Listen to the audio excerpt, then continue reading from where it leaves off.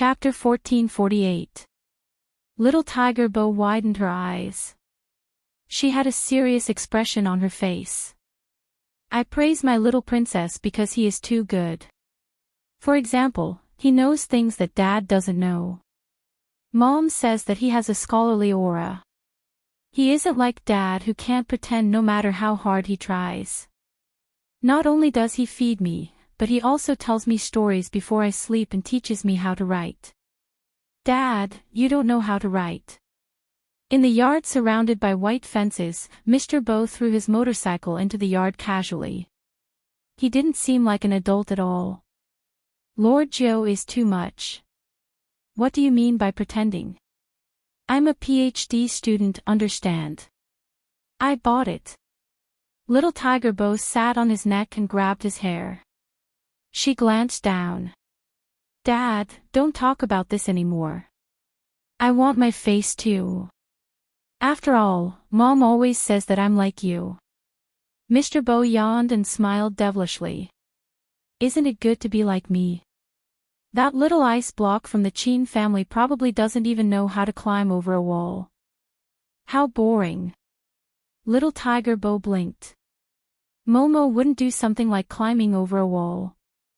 Is that so? Mr. Bo tapped the black cutter on his wrist. It projected a scene of a little ice block climbing over a wall. There was a surveillance camera in front of the Bo family's house. This was why Mr. Bo could go out and do some things without worry even if there was no one at home. It was because it could be monitored 24 hours a day. After Little Tiger Bo saw the scene, she made a decision in her heart. She definitely wouldn't let her little princess climb over a wall in the future. It was too dangerous. After being interrupted by Mr. Bo, Little Tiger Bo almost forgot to give him her amulet. Fortunately, after she changed into her pajamas, she remembered it and ran to the room next door. Mr. Bo was lying on the sofa. Little Tiger Bo knew that this was her dad's habit. When her mom wasn't around, he liked to sleep like this. He was like a cheetah that was ready to wake up any time. Dad, this is for you and Mom. Little Tiger Bo placed the amulet in Mr. Bo's palm. Mr. Bo raised his eyebrows and wore it. He wasn't superstitious, but the Bo family did have this origin. There was one thing that was true. Joe was too suitable to take over his job. Even if this path was difficult. But that seemed to be the case. Some people were destined to bear the responsibility the moment they were born. Mr. Bo leaned on the sofa. If Joe was a sweet princess who didn't know anything, perhaps he would use all his strength to make her continue to not know anything. However, their Lord Joe had always been interested in small keyboards and was very smart. Most of all, she loved it. Mr. Bo stood up. His gaze was deep. Because of this figure, Chin Mo gave up on the idea of asking the butler to call Little Tiger Bo back. The Bo family had an adult. It seemed that he had no reason to worry about a certain someone. Chin Mo tilted his head and glanced at his hand. He thought she would be the first to notice his injury. But he didn't. Looking at the snacks they brought back from China, Chin Mo's eyes deepened. He reached out to turn off the lights in the bedroom. He didn't want to treat his wounds, and he didn't even want to sleep. It was probably because he was still jet-lagged. Through the moonlight, Chin Mo looked like a little prince lying on the bed. There didn't seem to be anything out of the ordinary. In fact, he had already opened his eyes when he reached out his hand to touch a certain small heater. Why did I come back so early? As soon as this thought appeared, it never stopped. Some things, we wanted to go this way. But the world was always unpredictable.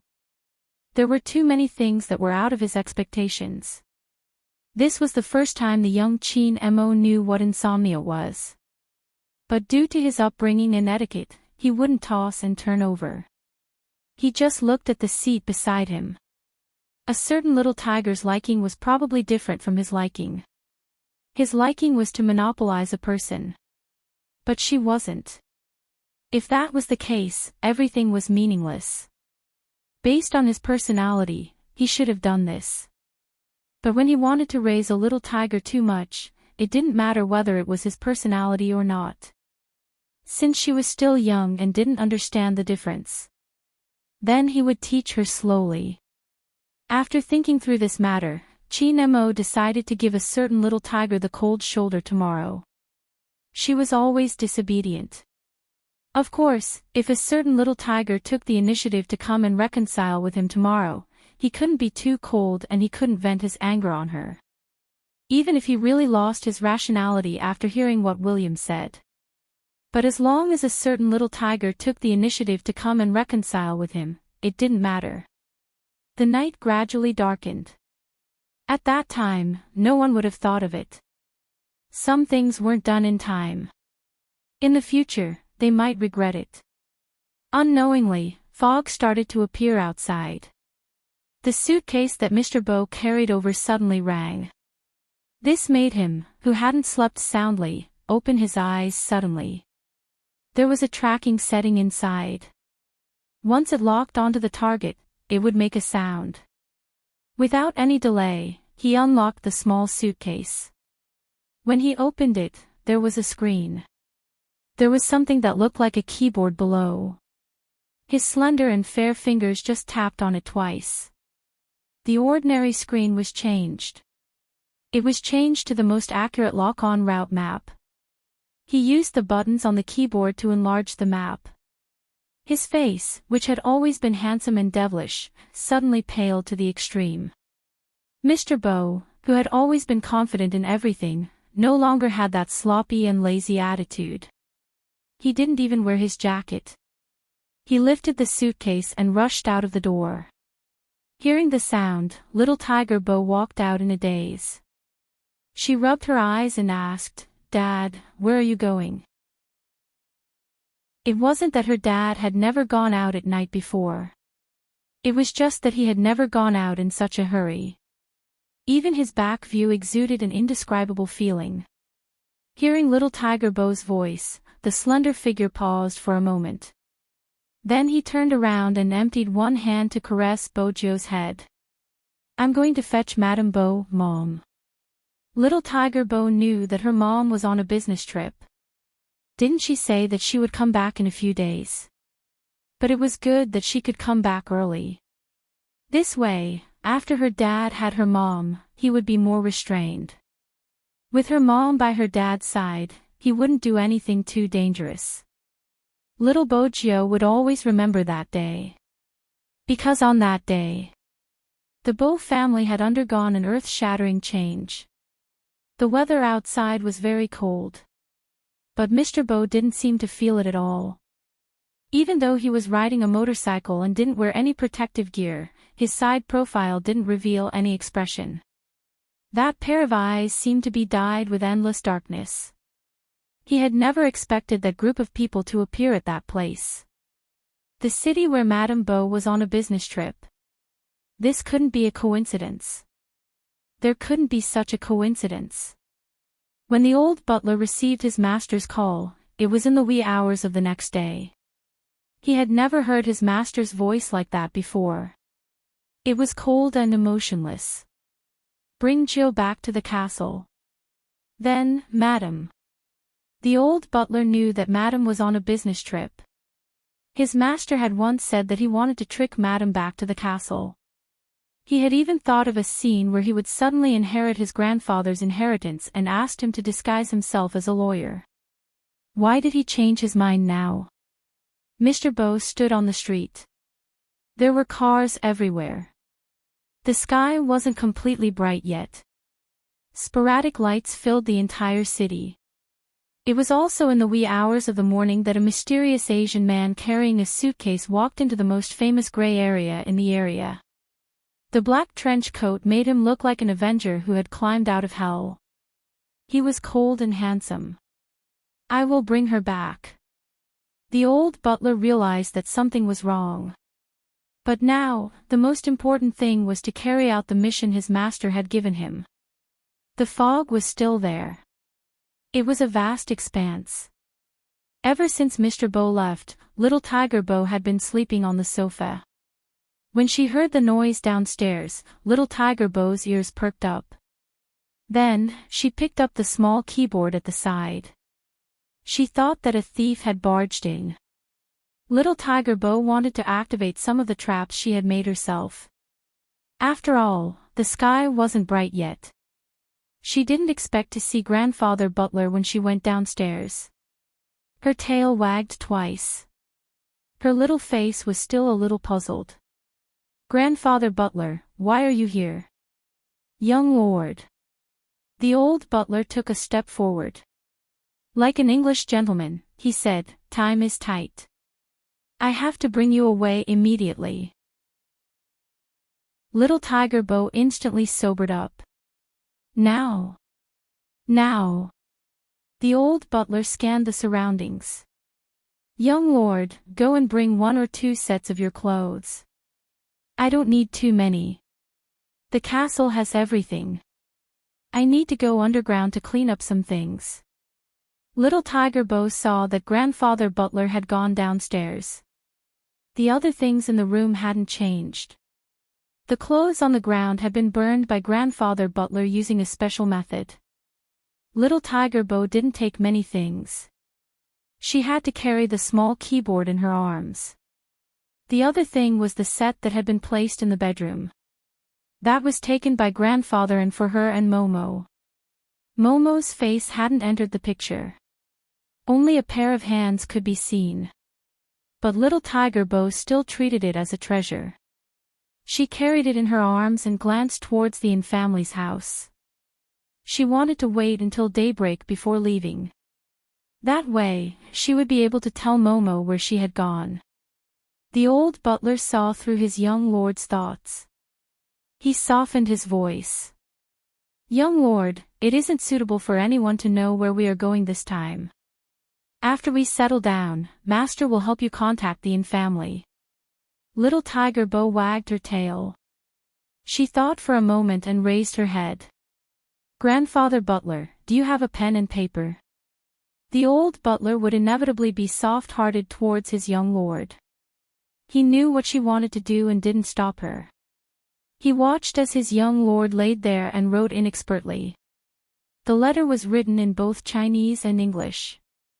The writing wasn't very good. Those who didn't know her wouldn't understand what she was trying to express. After all, little Tiger Bo didn't know how to write Chinese. She used drawing to replace it. The old butler only saw one sentence. "I won't be mischievous in the future. Momo, don't be angry. I have to work hard to earn money now. In the future, I will be able to buy you." The letter that was written was placed into the mailbox along with a thumb drive. In the foggy morning, a little tiger stood in front of the mailbox. Her ears drooped and she glanced towards the direction of the room. "Grandfather Butler, do you think my little princess will reply to my letter?" "Definitely. Their young lord was so cute. Who could bear not to reply to her letter?" Little Tiger Bo was still a little reluctant. After she got into the car, she leaned her head against the window and kept looking back. She had thought about it countless times. If only she hadn't quarreled with her little princess that time. After the quarrel, she didn't see him again the next day. She didn't even have a chance to apologize. That was probably the most regretful thing. She wanted to hug that person again. Even after they reached the ancient castle, she had dreamed of him carrying her on a chair and brushing her teeth for her. He was afraid that she would have a toothache, so he controlled the amount of sweets she ate. When she lost her teeth, he would snap his fingers at the toothless little tiger when he smiled. He didn't think that she was ugly either. He even gave her something to grind her teeth with. All of this seemed to vanish into thin air after daybreak. Because it was also 9:00 in the morning that day. Little Tiger Bo saw Mr. Bo, who had returned to the ancient castle. However, there was only her father. She didn't see her mother. Her father, who said that he wanted to bring her mother back, was alone. At that time, little Tiger Bo was still in a daze. She thought that her mother was busy as usual and didn't come back with her father. Mr. Bo's hands were dripping with blood. His long legs were supporting the motorcycle. His black trench coat was fluttering in the wind. When he took off his helmet, he gave off an indescribable feeling of darkness and fatigue. The old butler's worry was obvious. When he looked at Mr. Bo again, the light in his eyes was different from usual. Little Tiger Bo hugged her little keyboard and called out, "Dad."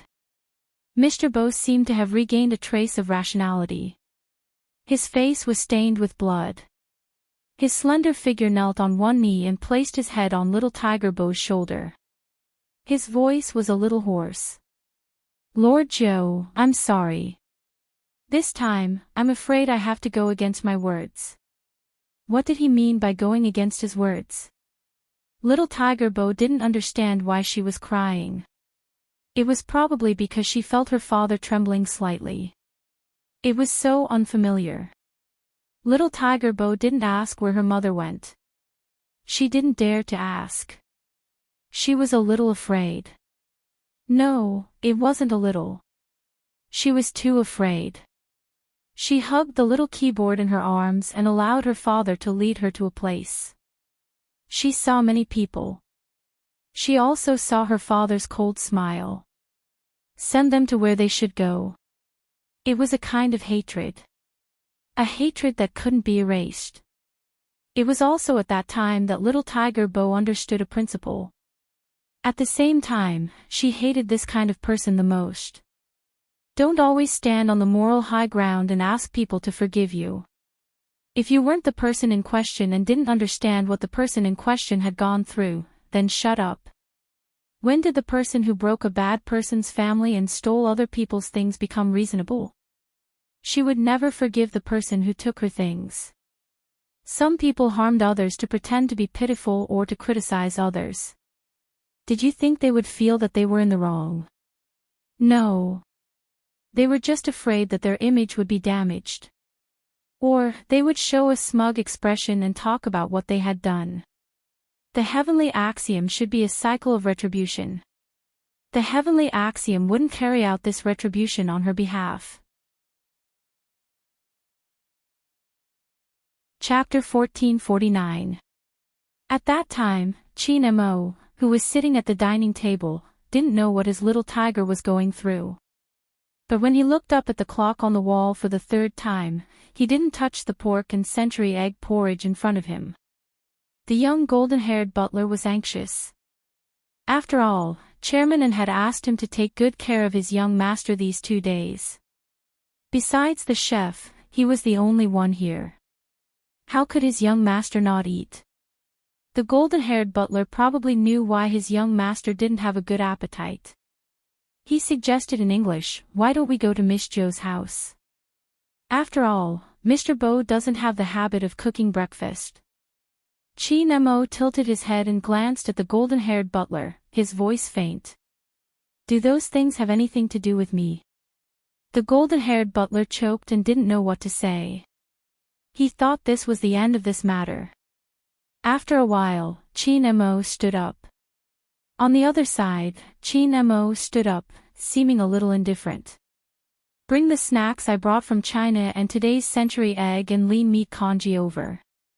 The young butler wanted to say, "Didn't you say that those things had nothing to do with you? In the end, you still asked me to send the food." Chin Mo thought about it. No matter how naughty the little tiger was, he couldn't let her starve. That was how raising a child was. He sent the butler to send the food while he sat in the living room. He took a book but couldn't read it. When the butler came back, Chin Mo looked up. What did she say? The young golden-haired butler exclaimed and placed the things in his hands in front of him. Chin Mo's gaze landed on it. It was the things he had given him previously, untouched. His brows slowly furrowed. The butler watched as his young master's handsome face turned colder and colder. He hurriedly said, "It's not that Miss Jo didn't accept it, there's no one in the Bo family." "No one?" So early. Chin Mo replied, got it. His gaze landed on those things again. Even the boxed pastries had a shelf life. He had specially found a chef to make the pastries. Plus the time it took to fly over. Chin Mo lowered his gaze. There were 2 more days. Forget it, he would send it over at night. Even so. On this day, Chin Mo didn't do anything.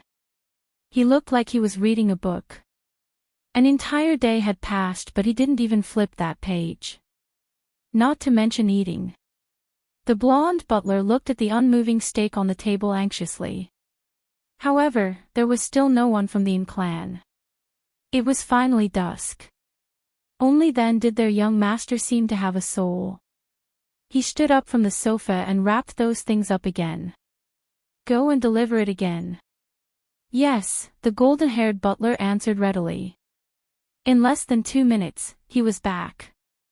Chin Mo looked at the things in his hands, his eyes dimming. Still no one.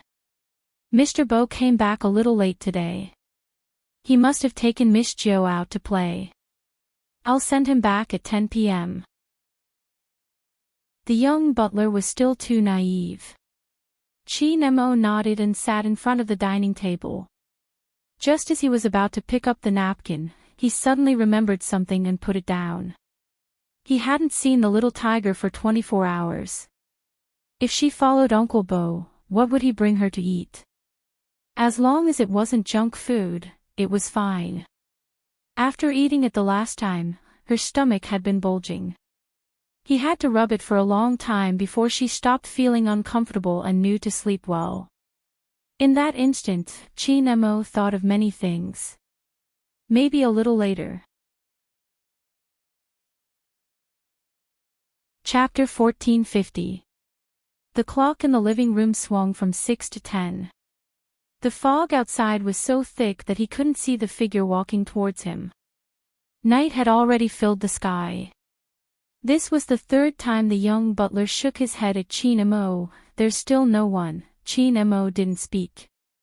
But the butler could see that his young master's disappointment was too obvious this time. If Chin Mo couldn't sleep yesterday, he couldn't sleep. But today, the feeling was even deeper. At 2 in the morning, he didn't tell anyone. He got up, put on his long black down jacket and walked in the direction of the Bo family's house. His back was small but it was tall and straight. He pressed the doorbell but there was still no one. Did she not come back today? Chin Mo thought.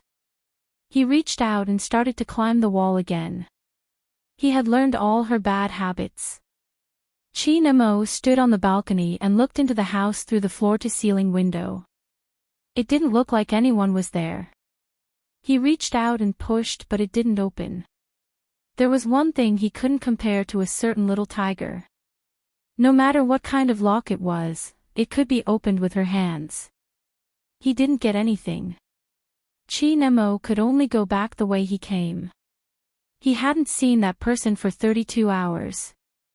Even if he wasn't willing to admit it. He flew all the way from the country just so that he could see a certain little tiger earlier. Chin Mo lowered his eyes, telling himself to wait a little longer. He was the one raising the child. She wasn't the one raising him. When she came back tomorrow, he would come to the Bo family's house to make up with her. After all, according to a certain person's level of stupidity, she might not understand why he was angry. This was Chin Mo's thought that night. The next day, early in the morning, he asked someone to make a basket of soup dumplings and prepared to bring the things over. Seeing his young master like this, the young butler couldn't bear to say that there was no one at the Bo family's house. He watched as the smile on that handsome little face gradually disappeared. His young master stood in front of the Bo family's house, carrying things in his hands. The way he pressed the corners of his mouth made people think of the word lonely. Fortunately, his young master didn't stand there for long. Instead, he turned around and walked in another direction. The young butler was shocked by this sudden change and hurriedly followed. "Young master, where are you going?" His young master's route was very clear every day. One was to her house and the other was to the Bow family. Usually, he would take Miss Jo for a walk after dinner. He had never been to any other place. What was going on this time? Chin Mo didn't speak. He was wearing a black coat, giving off the vibe of a little prince. The butler looked at the little, cold figure and did not dare to ask a second time. Wait a minute. Wasn't this young Master William's house? Just as this thought rose in the butler's mind, Chin Mo had already reached out to press the doorbell. This morning, the big William was still hugging the Spider-Man pillow and fantasizing that he was saving the world. In short, he slept like a log. After all, it was still early, and the alarm clock had not yet rung. What he didn't expect was that he would be dragged out of bed. Who was it? Who was so uncultured as to disturb his dreams?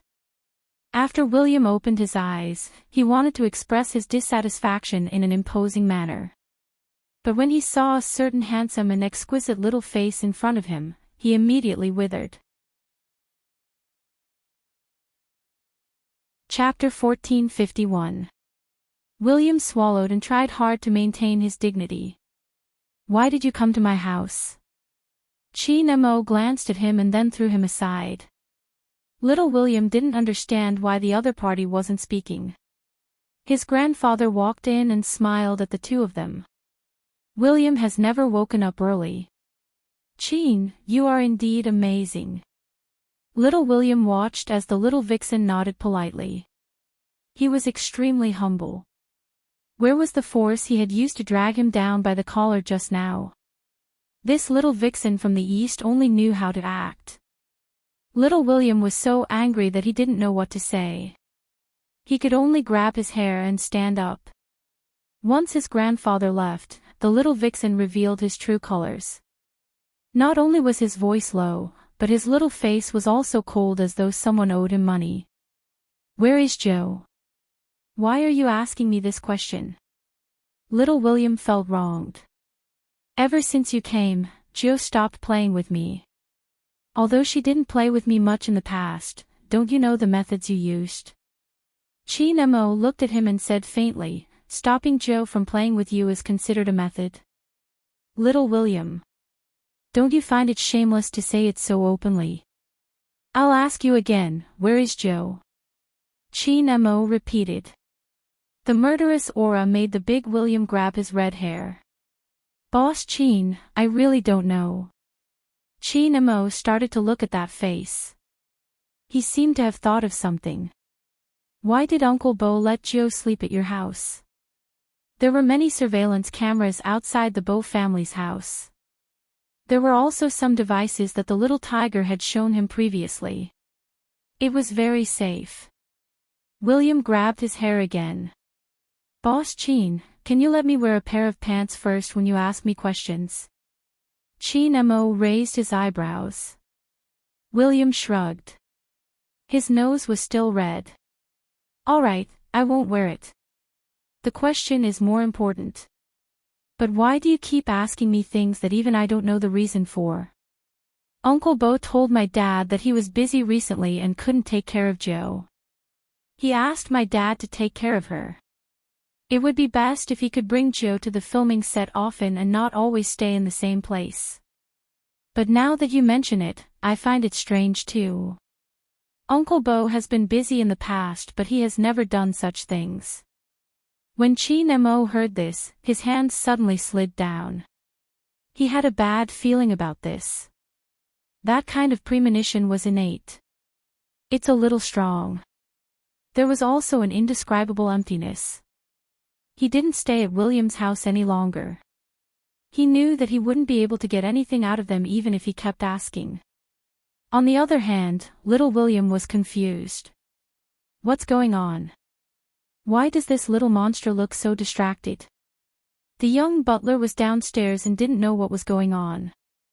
However, as he watched his young master walk down, he felt as if his entire being had been sucked out, and even his little face was a little dazed.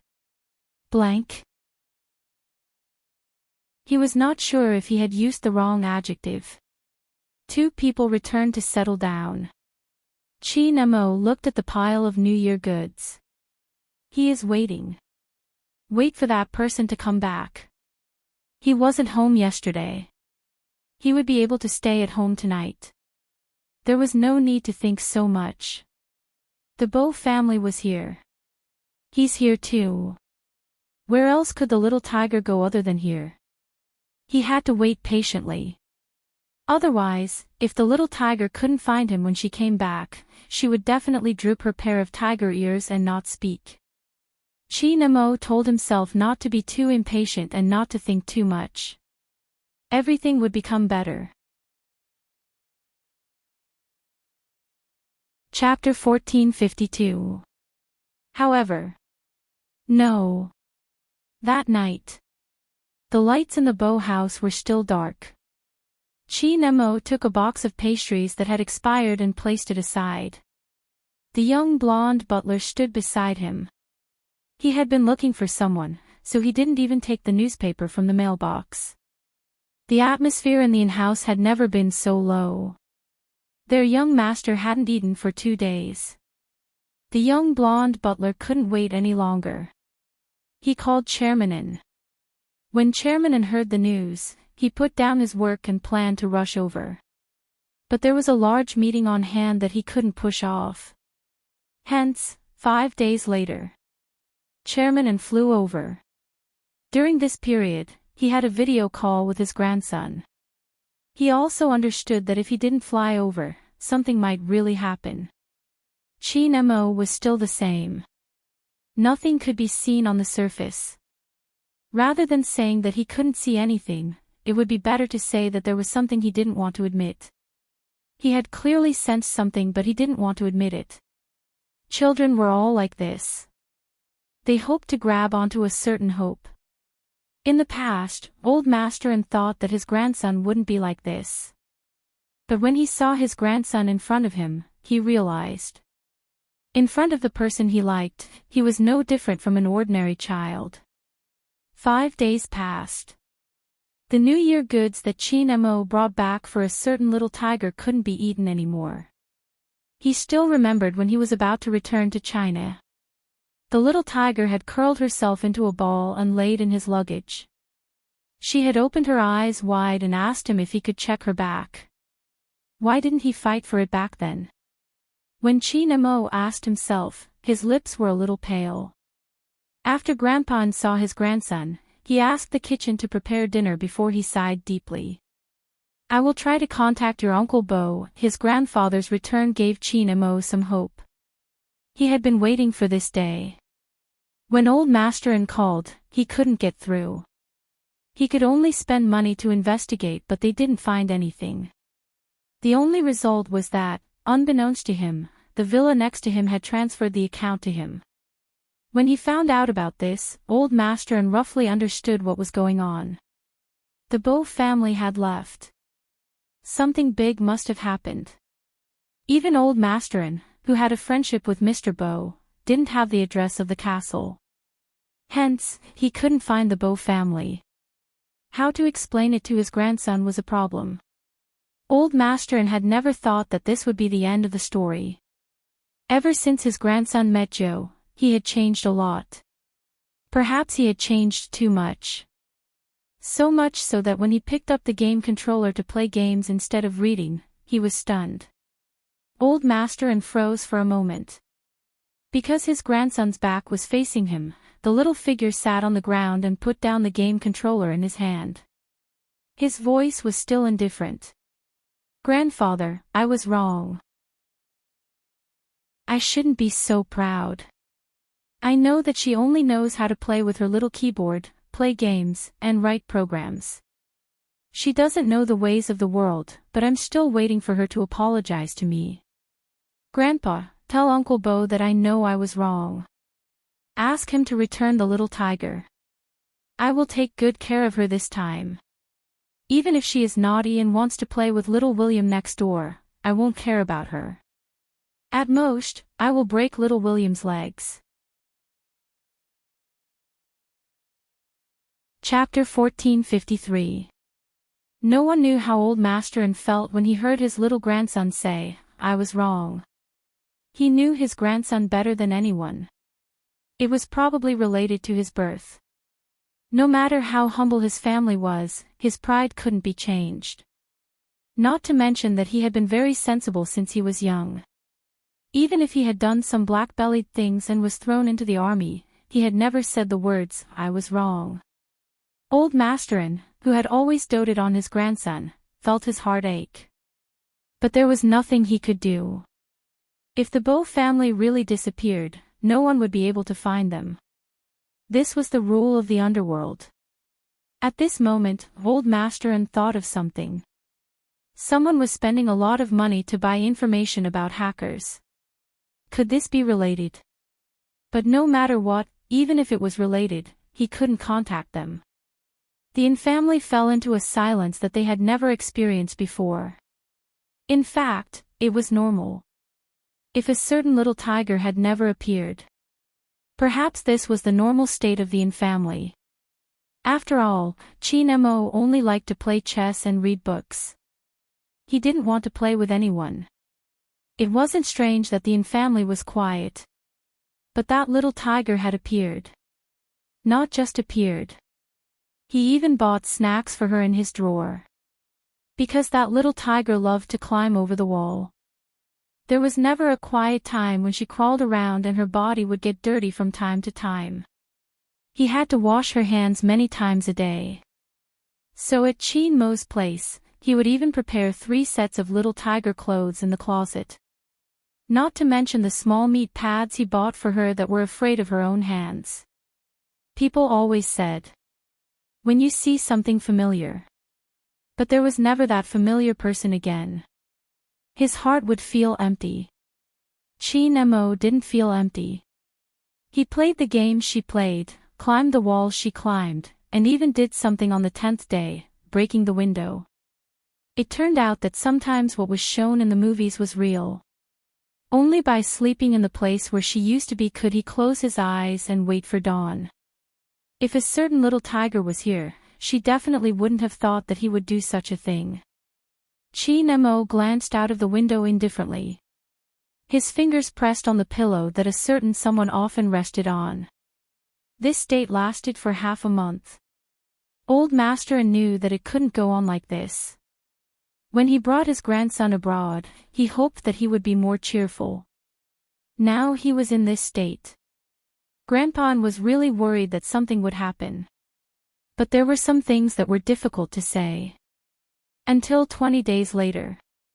During lunch, Grandpa brought up the topic. "Mo, your mom and dad have both gone home. Your dad said he wants to bring you along before he goes to the army." Grandpa thought about it too. "If you stay in the army, there will be more people accompanying you." Old Masterin only wanted his grandson to have a change of environment. After all, he was still a child. Perhaps he had forgotten something. Not so much. Grandpa was afraid that his grandson wouldn't be able to wait for the little tiger of the Bow family and would fall first. Unexpectedly, that little person put down the knife and fork in his hand, but there was no emotion on his handsome little face. "Okay." Grandpa was stunned by that one word. He didn't expect his grandson to agree so quickly. "But grandfather, you have to promise me one thing." Qin Mo lowered his voice. "Don't sell this place. If she comes back, she won't be able to find it."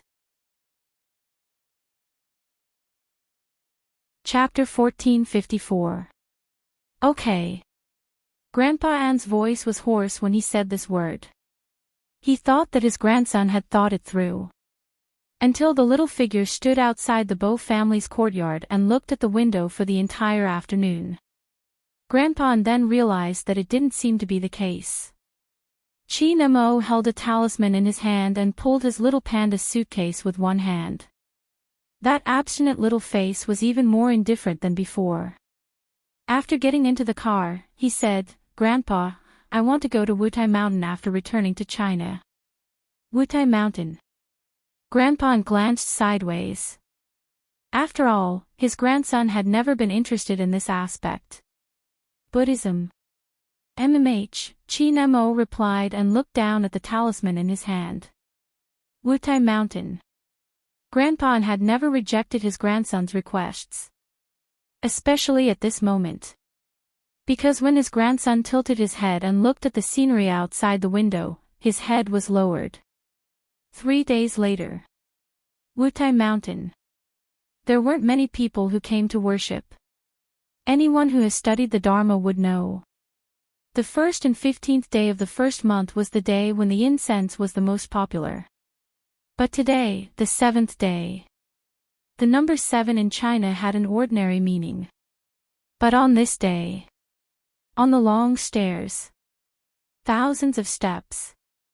A small figure with an indifferent side profile and a thin layer of sweat on his forehead bowed as he walked. A total of 999 bows. Sweat soaked his sweater. His black hair was steaming. But it didn't seem to affect his nobility. Maybe it was because he was really too young. The young novice monks saw it and watched. There was still snow on the mountain top. The snowflakes would only turn into water when they landed on the head. The young novice monks saw the figure getting closer and closer. Some of them jogged into the temple. Master, Master, there's someone outside, there's someone outside. The old monk who was knocking on the wooden fish put down the Buddhist book and glanced up at the young novice monk. Impatient, when does the mountain not have people coming? Where did all the Buddhist books you read go? No, go out and take a look, there's a child. The young novice monk was a child himself. How could he say that others were children? The old monk shook his head and walked with the smell of sandalwood. He didn't pay much attention at first. When he saw the figure bowing with each step, he paused for a moment before chanting, Amitabha. The cold wind blew. Between the mountain streams, snowflakes fell on the shoulders of the figure, but the little boy's face was even more eye-catching than the mountain full of snow. That scene was very much like Sangyang Gyatso's poem. He said, that year, I kowtowed and crawled on the mountain path, not to see you, but to feel your warmth. In that life, I went around mountains, rivers, and pagodas, not to cultivate my next life, but to meet you on the way. In that instant, I ascended to become an immortal, not for longevity, but to ensure your safety and happiness. The old monk was waiting for that noble little figure to walk in front of him. Chin Mo understood etiquette. Even though there was sweat on his forehead, he still bowed and greeted, Master. 999 steps of worship, no matter when it was, he had to fulfill this wish of his. The old monk looked down, but there was helplessness in his eyes. Young benefactor, where are you from? What do you want? Chin Mo pulled out a red string from his neck. There was an amulet tied to the end of the red string. Someone asked for this for me. Master, can you give me a piece of Buddha's words? Do you believe in Buddhism? The old monk asked. Chin Mo shook his head. I only believe in myself. The old monk asked again, then why did you come to ask for Buddha's words? Chapter 1455. The old monk was stunned. He chanted Amitabha again and led Chin Mo into the hall. The scripture was flipped to the 10th volume. The monk's robe fluttered, the ink and the incense. There was only one sentence left on the paper. I hope that the little tiger in pajamas can live a peaceful and happy life. Then, someone carefully protected a talisman and wore it at the position closest to his heart. Regardless of whether it was in the military, studying in a foreign country, or after finishing his studies, he stood at the borders and protected his country. There was someone who always wore a talisman that didn't match his identity. The day they quarreled. The two children didn't know what was going to happen. Even the little tiger thought that she would come and look for Momo after she was done with what she needed to do. Until after the darkness. Her father brought her to the tombstone. He caressed her hair and told her, Joe, the best way to protect the most important person is to make others think that she isn't that important. Otherwise, become stronger. Don't leave any traces. You should know that for a hacker who lives behind a computer, the exposure of traces and private life is fatal. It's the same for you and other hackers. From now on, you will be the young lord. I told you the rules of being a young lord a long time ago. Protect the people you need to protect. Use the keyboard in your hand to speak up for injustice. Hence, the little tiger had been enduring. She learned more things and created more powerful little games. She didn't just use it for confessions. Instead, she mixed viruses into it. She even learned how to write calligraphy, read bedtime stories, roll up her sleeves and tie her scarf. She didn't wear the little tiger pajamas anymore. She didn't need to act cute anymore. She didn't need to wag her tail and follow behind anyone. Not everyone could give her a piece of candy when she was naughty. Not everyone would be afraid of her toothache and check the small pockets on her clothes. The smell of being drowned in darkness. Probably, when she slept, she could only hug her little keyboard. Joe was still sensible. She understood the current situation. She endured for 101 days. 3 months. She couldn't bear it anymore. For the first time, she took a car alone and ran to the infamily. Even though she knew that she wouldn't find anything, she still ran to the window. There was no one. He must have returned to China. Joe was wearing a black t-shirt. Her aura seemed to have changed, her small figure blending into the darkness. The old butler watched from the side. He really couldn't bear to see this happen. He walked over with a black umbrella. "Young master, let's go back." The little figure lowered his head and didn't say anything. The old butler turned his head away and gradually fell silent. Later on, there was a period of time when the young lord would always tell him how good her little princess was to her. She would stop from time to time. The old butler still remembered that master had carried the young lord up and placed her on his neck, letting her grab his hair while she was asleep. Dressed in a black windbreaker, it looked like he was smiling, but there were more things on his face. "Alan, there are some things that are more painful to remember clearly. Joe is still too young." It was a casual remark. However, the old butler understood what his master meant.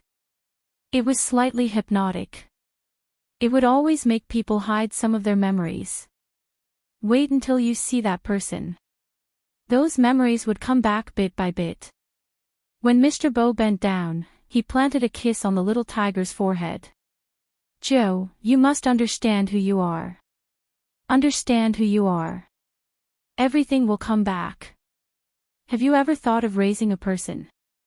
Joe did. She wanted to raise little Princess Jean. Chapter 1456. It was probably because he liked it too much. Even General Qin could vaguely guess his son's thoughts. It wasn't old Master N who said it. It was because Qin Mo had a high fever after coming down from Mount Wutai. Before he had followed him to the military, he had tugged on his sleeves, asking him to show mercy to those who were good at using the keyboard. In reality, those who knew Qin Mo would know that he had taken on many cases and he was more interested in hacking. Back then, Qin Mo was still wearing his number 1 middle school uniform. He was a handsome young man with delicate features and an elegant demeanor. No one could link this unbelievably handsome high school student with the Almighty who had solved many cases. Many people said that they didn't know what the Almighty was thinking. His emotions were so calm that they couldn't tell if he was happy or angry, yet he was elegant and noble. He could easily portray the mind of a criminal. He didn't seem like a high school student at all. He was cold like an iceberg that wouldn't melt in 1,000 years. No one had ever seen him smile. But they had seen him feeding stray cats by the roadside. They also knew that he had a house cat called Princess. No one could figure it out. Why would a male cat be called princess? Without a doubt. Chin Mo was a genius. He was often praised in this way as well. I never expected an ice cube like you to come from the Chin family. This was what Director Huang had said when he had first met Chin Mo, laughing heartily. At that time, Chin Mo had been looking down at the corpse beneath his feet. After hearing his words, his gloved hands touched the bloodstains on the ground, lifting his lid slightly. Director Huang's stomach hadn't been as round back then, like a balloon at most. When he saw Ice Cube Chin glance at him, he thought he was going to say something. After all, he was a senior and a bureau chief. Excuse me, please. The voice was very light. It was indeed a little emotional when it was said by a person wearing a high school uniform. But wait a minute, this wasn't the right attitude to speak to the bureau chief. This little Chin, he had to be taught a lesson. Director Huang was about to use his authority. Chin Mo added casually, "Your tummy is too big, it's affecting my ability to see the clues." Director Huang. Kids nowadays, if they were a little smarter, they could fly. Uncle Huang, you should understand that the case is more important. Chin Mo seemed to have guessed his thoughts. He slowly took off his gloves. When he did that, for some reason, he looked like a deacon in a manga. He was so handsome that the students weren't even afraid of a dead person. Director Huang coughed, but before he could speak, the voice rang out again, this time with a hint of coldness. It's not a suicide, it's a homicide. The traces of blood don't look right. If it was a suicide, it wouldn't be left here. Also, the killer took another person with him. Director Huang knew it wasn't suicide. After all, he was experienced and could tell. But what did the criminal mean by taking another person away? Phone. Chin Mo glanced sideways, his gaze landing on the bushes at the side. There's a phone that doesn't belong to the murderer or the victim. Director Huang was in disbelief. How do you know it isn't the murderer? Uncle Huang, this is a serial killer. How stupid would the murderer be to leave his phone at the scene? Chin Mo asked casually. Director Huang choked from the poison. This Ice Cube Jr. wasn't cute at all. Since you're so good at solving cases, I'll put up with you. Chapter 1457.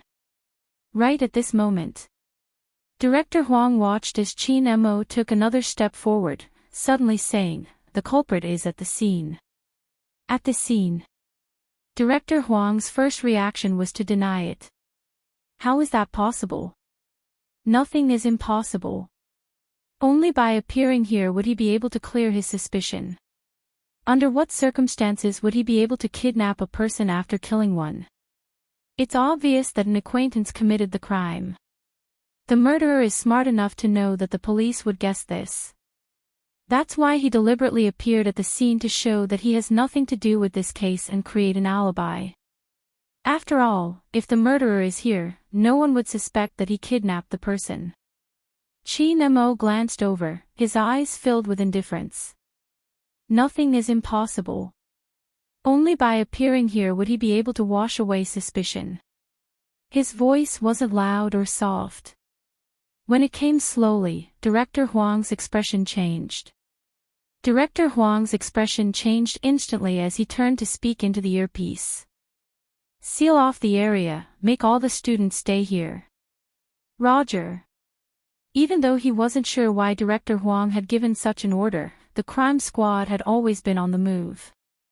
But, there were too many people around, which one was the culprit? Just as Director Huang was thinking about it, the person in the high school uniform walked towards the crowd, giving him a hand signal. It was obvious he was telling him not to come over. He was obviously younger than the group of university students, but because of his elegance, his aura was much higher. The onlookers didn't know that the person who solved the case was a high school student. Hence, when Chin Mo walked towards them, Some of the female university students blushed, whispering amongst themselves. They had never seen such a boy before. Chin Mo's gaze locked onto one person, looking at his gloomy gaze. He pressed the Bluetooth earpiece beside him. I found the culprit. Director Huang sprinted over the moment he received the news. His first reaction was to look for a well-built male student. But after searching for half a day, there were only females, no males. Where is the culprit? Director Huang lowered his voice. Chin Mo glanced up when he saw that the person was about to leave. In front of me. Director Huang stilled, unable to believe it. After all, the other party wasn't just a girl, she was dressed rather adorably and wasn't tall. How could such a person be the culprit? After all, this was a serial murder case. You're not going to attack. Chin Mo arched a brow. He turned and kicked the branch with his long leg. I'm going to attack. The girl, who wanted to pretend that nothing had happened and walk away, only felt a whooshing sound. Her back was hit hard by something. Then, she was pressed to the ground by the police. She seemed to have realized something. After a pause, she shouted loudly, "What are you doing?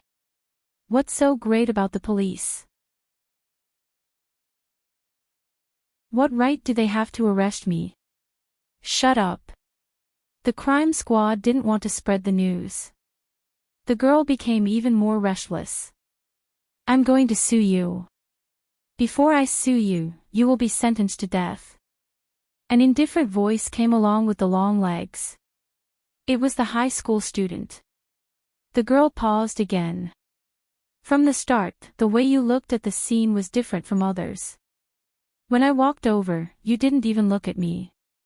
A normal girl wouldn't be in the mood to look at the scene after seeing me. Director Huang. Was this a honey trap? Chapter 1458. After listening to Chin Mo, the girl's face turned pale but she still scoffed. What evidence do you have to prove that I'm the murderer? That's hilarious, I've been here the whole time. Isn't the evidence in your hands? Chin Mo lowered his lids, his gaze faint. The technology is very advanced, it can detect the blood stains on your hands, even if it's just a tiny bit. The girl started to struggle violently. She seemed to be indignant, she had done it so discreetly, no one should know. Director Huang was an experienced policeman, and with one look at her expression, he could tell that she was up to no good. He got the plain clothes to bring her away. He turned to ask Chin Mo, still curious. How did you know she was a girl? To be able to use a scheme to kill, it means that the murderer can easily lower one's guard. Obviously, a girl is more likely to be the murderer. Chin Mo replied nonchalantly, glancing over to take the coffee he had gotten someone to prepare, behaving like a young master. Director Huang felt stifled. I understand, there are so many freshmen in the police academy, why don't you start a topic for them? Uncle Huang. Chin Mo took a sip of the coffee. I'm expensive, unless you have a case I'm interested in. Director Huang laughed. Of course I do. Listen up, help me mentor new students for half a month and I'll assign you the international case I want you to do. Otherwise, I'll get someone else to do it. Chin Mo's gaze wavered. 3 days. You're using 3 days instead of half a month. Director Huang was on the verge of cursing. Chin Mo lifted his eyelids, still holding on to the coffee. 1 day. Director Huang gritted his teeth. 3 days it is. Chin Mo threw the empty coffee cup into the bin, his voice calm. It's a pleasure working with you, but Uncle Huang, I will report you to the station for abusing your power and threatening your subordinates. Director Huang, he really wanted to hit him. He was famous at a young age. It was undoubtedly an eyesore. Even when he was explaining the case, many people weren't convinced. After all, he was just a high school student. But as he analyzed the case, his godlike predictions and psychological tests were written. It made people understand a principle. Geniuses had the right to be arrogant. 3 days. Chi Nemo analyzed the case for 3 days. On the 4th day, he was already on a plane to Fifth Avenue in his high school uniform. It couldn't be helped. After all, there were still more than 20 days before the college entrance examination. In some ways, he was still a student. But even so, his appearance still attracted the attention of many people, and the air stewardesses walked up to him more than once. After all, there were not many people who wore school uniforms and sat in first class. The reason why he was in such a hurry was because of the files he had seen at Director Huang's place. The people at Fifth Avenue seemed to have investigated his information and knew about the cases he had handled in the country. They also knew which university he had graduated from and what kind of cases he was interested in. Therefore, the files were very accurate. International criminal. C. Gender, unknown. Blood, unknown. Age, unknown. Nationality, unknown. The only thing that was written was the enemy's area of expertise, using the internet to launch large-scale attacks, but never leaving a trace. There was also a comment attached below. Chapter 1459. It was really a meaningless file. Other than a code name, there was nothing else. However, Chi Nemo was very interested in it. No, or rather, other than interest, there was something else that no one could see. Once again, he came overseas. Chi Nemo's expression didn't seem to change much. His gaze was very faint. Only when he hooked the amulet on his neck did there be a slight change. It seemed to have deepened and also seemed to have become deeper. It was a gaze that would appear when he missed someone. This place was very close to Los Angeles. It was very close to the place where he used to live. When Chi Nemo got off the plane, a golden-haired man with thick eyebrows waved his arms. Hey, here. Chi Nemo glanced sideways. He stuffed one hand into his pocket and looked in that direction. The golden-haired man extended his hand and greeted in a very American way. I am Whis. You are Chin, right? If your people didn't say that you are still a student, I really wouldn't have imagined it. Oh my God, you are really amazing. I have seen the cases that you handled. Every single one of them is very shocking. What exactly is hidden in your brain? Sorry, that's not what I meant. I mean, how did you reconstruct the criminal's crime process so perfectly? This is too inhuman. Do you know, I only see people like you in the movies. You wrote Z's evaluation. He must be a magician because only a magician can come and go without a trace. Chi Nemo interrupted him and recited a sentence from the file, word for word. When the golden-haired man heard this, his eyes widened. How did you know I wrote it? Chi Nemo didn't say anything. After all, this kind of guess was too easy. Instead, he changed his tone. In your eyes, is he also someone who only appears in the movies? Yes. The golden-haired man's face was serious. His nose bridge was still high. Chin, ever since Z came out, he publicly placed the criminal at our doorstep. At the start, it was still fine.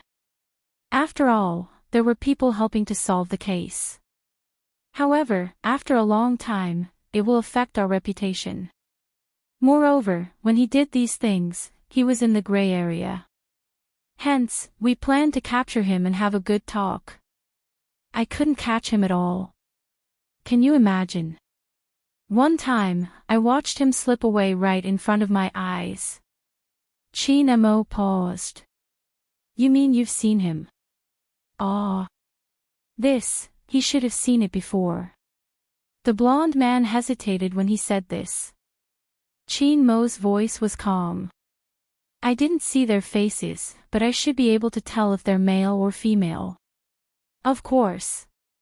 I'm pretty sure he's a man. When the blonde man got excited, he even described, he always drove the coolest motorcycle, wore a black trench coat, and wore the latest helmet. He passed right in front of me. Chi Nemo absorbed the information and asked, "How did you know he was a man?" "Isn't it obvious? A cool motorcycle." The blonde man emphasized the main point. MMH. Chi Nemo nodded and gestured for him to look to his left. A blue-haired girl was wearing a motorcycle helmet. Her voice was calm. A cool motorcycle. The blonde man. Chapter 1460. Just as the golden-haired man was clenching his fists and lowering his head in frustration, the monotonous voice rang in his ears again. "What other information do you have? Since you've interacted with him many times, you should be able to gather some information. If you really don't have any, you can tell me the process." "The process of the case," the golden-haired man immediately said. "Because it's too unbelievable every time, we kept a lot of live videos. After all, Z would make a notice every time he wanted to arrest someone. That's the biggest headache. But this method is not bad.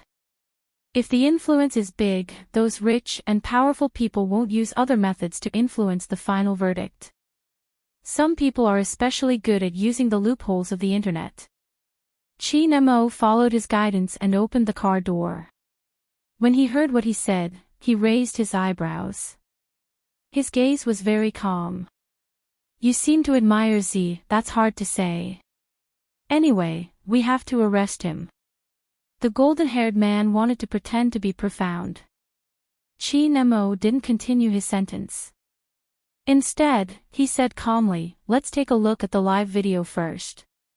It was probably because this person's noble aura was too strong. The golden-haired man always felt that this person wasn't easy to approach. He was just a high school student. Why did he look so cold? However, when he thought about his identity, the golden-haired man's thoughts changed again. Those piles of cases couldn't be solved by an incompetent person. Moreover, from the information they received, no matter how suspicious or old a case was, he would be able to uncover the culprit in a very short time. He was one step faster than the criminal and could predict the criminal's whereabouts. It seemed like only such a person wouldn't be bewitched by Z. The more the golden-haired man thought about it, the more he felt that their chances of success this time were very high. After all, this was someone they hired secretly. They didn't go through the internet process and they didn't spread the news. Z probably didn't even know that he was the one who came to pick him up. Time passed by a little more. It was almost dusk. The sky on Fifth Avenue was always so blue. White doves and square fountains could be seen everywhere. The wide and spacious road was very suitable for racing. Hence, many of the blockbusters that we saw in the cinemas were filmed here. However, people who weren't locals wouldn't know. There was also a culture here called the street culture. There was also a zone here called the gray zone. There were a lot of gangsters gathered there. There were people from all walks of life. Dusk approached and night fell. When the lights were first turned on, the telephone booths by the roadside looked very ordinary. The black dude who was doodling was still thinking about how to occupy the other wall as well.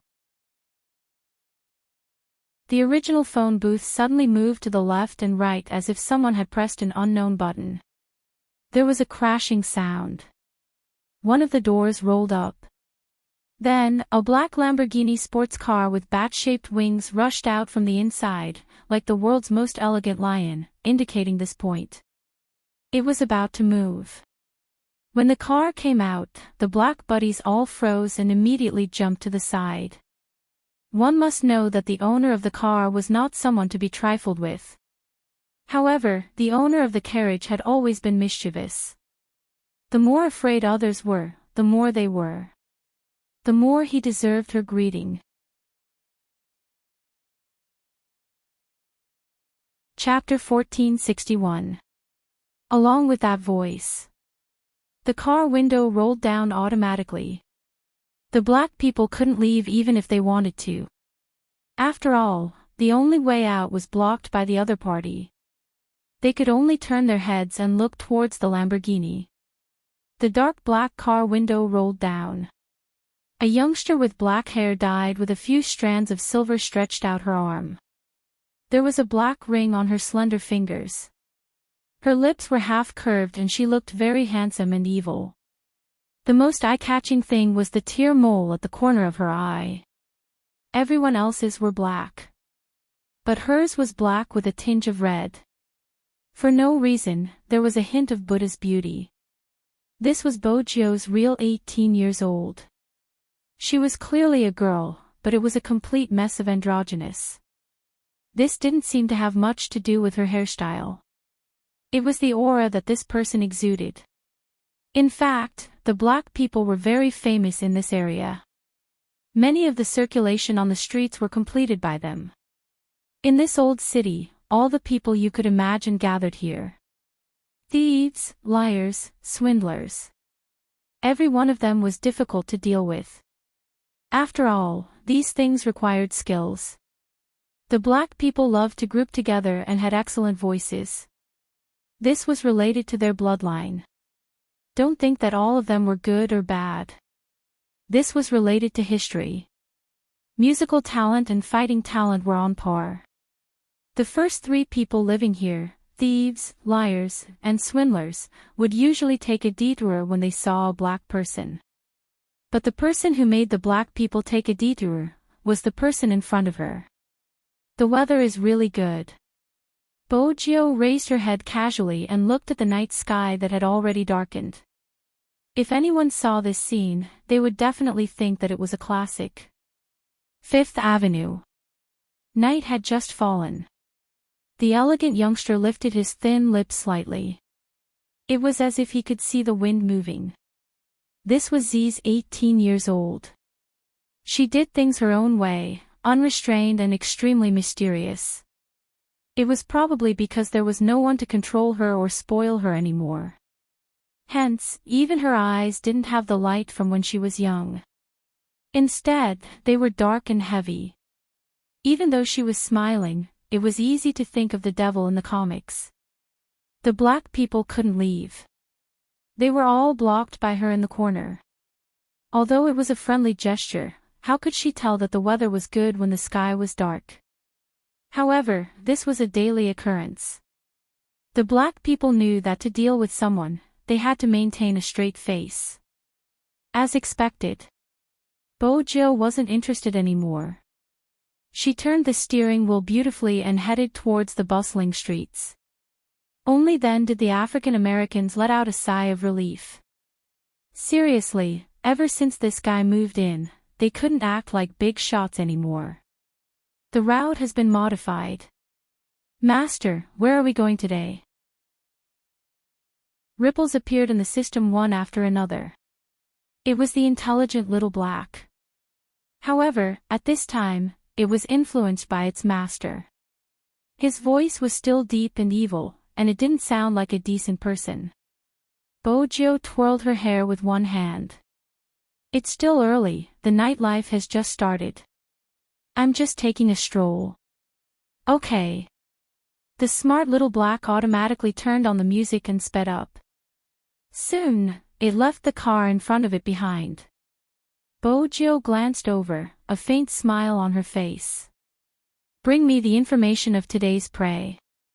Yes, my handsome master. Swoosh. The 3D screen changed from a road map to a picture. Chapter 1462. A local who used his power to force his subordinates to have sex with him. After receiving the report, the police quickly filed the case. However, the plaintiff did not appear in court. According to analysis, the plaintiff's lawyer used some tricks. He understood that reputation was very important to Asians, so after talking to the plaintiff, things changed. Smith was acquitted at 3:00 this afternoon, while little Blackie was talking about this. The screen also showed the scene of Smith walking out of the building. A reporter was interviewing him. "What do you think about this incident?" Smith was a tall man. He was probably finally released from the court. His "I don't know anything" and aggrieved expression changed. He smiled. "What do I think? I've been released. That's my biggest opinion on this matter. Some Asians are shy. I was just expressing my admiration, but she misunderstood. Now, she should know that in the words of the Asians, it should be mutual affection. It wasn't forced. Besides, she didn't say anything at the start. After half a month, she couldn't take it anymore. The judge wouldn't listen. There were police officers in charge of the case. They stood there, anger hidden in their eyes. The plaintiff didn't appear in court. They could understand why. It was precisely because he understood why that he punched the wall heavily. The golden-haired man was infuriated. Through the crowd, he looked over here. He had originally wanted to send the Almighty to the police station, but now, his sleeves were rolled up. He looked as though he wanted to beat Smith to death. Smith didn't mind. If he cared about others' criticism, he wouldn't have done such a thing. The situation was clear. Everyone knew what had happened. The natural disadvantage of women made some things hard to explain. Instead, it benefited the rascal. But when the rascal was released, he didn't feel that he was in the wrong. When he faced the camera, he said, "I have some advice for Asians, especially girls. If you can't afford to play, don't play." When Bo Jio heard this, her lips curved upwards. With a swoosh, she gripped the steering wheel tightly and increased the speed to the maximum. And at the scene at that time, the golden-haired man was so angry that his breathing was hurried. On the other hand, Chin Mo, who was sitting beside him, turned his head. Through the window, his gaze landed on Smith, who was still being interviewed. Listening to the English words drifting into his ears, his slender fingers rhythmically tapped on the car window. That was something he would only do when he was thinking. Her eyes were as cold and indifferent as ever. The blonde man turned his head and wanted to find someone to complain with him. "You say, how could such a rascal be released?" The plaintiff withdraws the lawsuit. "The evidence is insufficient." His tone was very calm, and it sounded a little careless. The blonde man really felt that this detective was a little too cold. "I say, Chin, oh no, I mean Almighty, don't you have any reaction after hearing such an infuriating thing?" Chin Mo glanced over. "What do you mean?" "Emotions, what about your emotions?" After the golden-haired man finished speaking, he asked again, "Are all your experts like this?"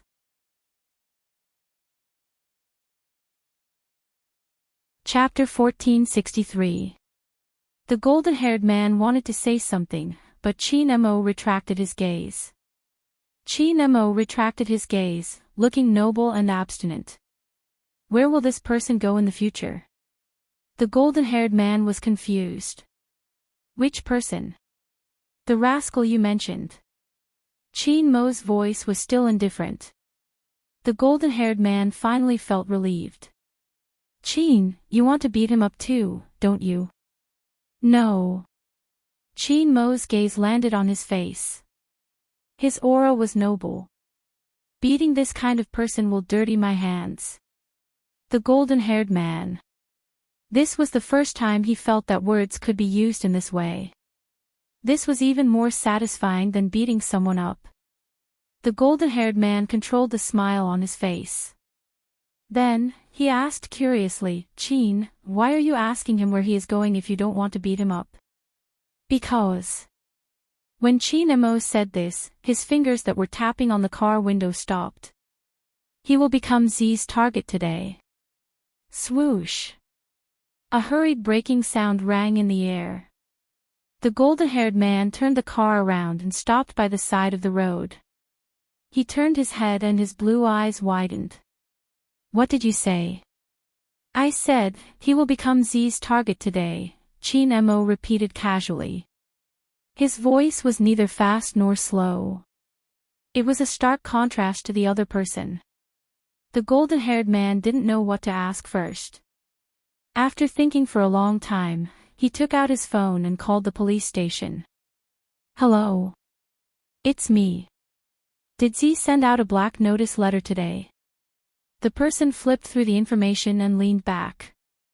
He shrugged. "Please, Eric. Would I not tell you if Z sent out a notice letter?" "I don't need to tell you. The police station will send out a message to inform everyone." When he said this, he didn't realize that there was a black piece of paper at the bottom of the information. Eric nodded. "That's right.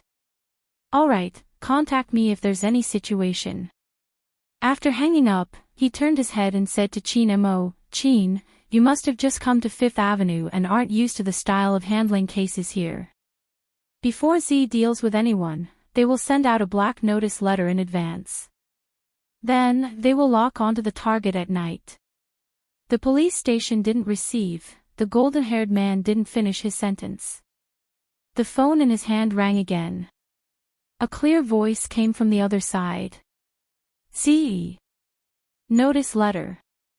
Z's notice letter." "Eric, how did you know that Z would send out a notice today?" The golden-haired man was stunned. He wasn't the one who guessed that Z would send a notice today. Instead, Eric tilted his head and looked at the emotionless handsome face. A certain high school student, he hung up the phone and took a deep breath. Eric couldn't hide his emotions no matter how hard he tried. No wonder the higher-ups wanted him to bring her over in secret. Was it a coincidence? Was he really that awesome? Eric prepared himself and looked at Chin Mo again. Chin, how did you know that Smith would be Z's target today? Didn't you just ask me why I have no emotions?" Chin Mo placed his phone down and the investigation documents beside it. "All my emotions are on how to send this scumbag back to prison. Z should be the same. Before I came, I read the documents you wrote for me. Even though it was useless, it wasn't hard to see Z's style."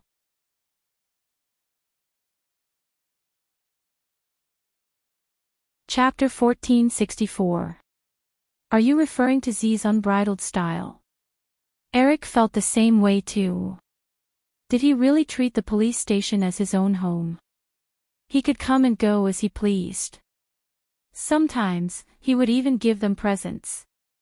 He even gave them presents for Christmas. He had seen criminals, but he had never seen such an arrogant one. Eric would never forget it. The Christmas card that Z left for them. There was only one sentence on it. "After eating the candy I gave you, you have to work hard. If not, how are you going to catch me?" He was asking for a beating. He was asking for a beating.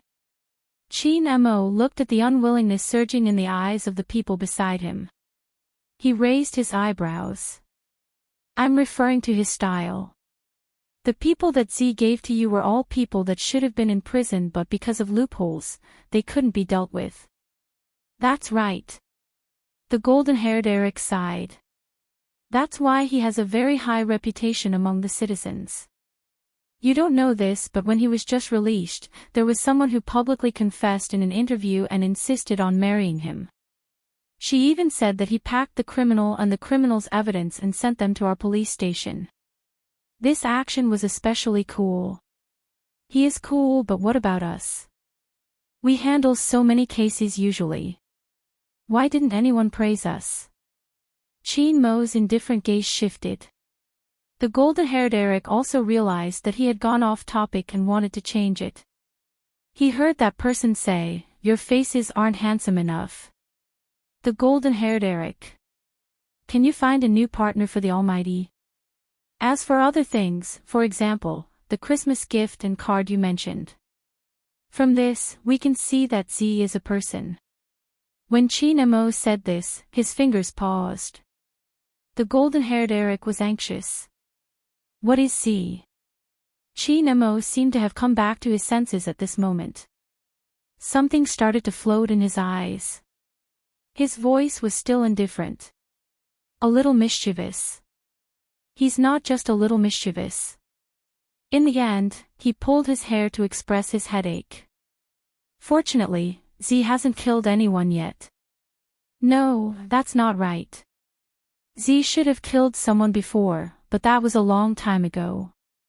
The other party was a teacher from a famous school. We only found out about this after investigating. However, the case isn't here. It's in an unknown small state. When we were investigating the pattern of cyber attacks, we found this case.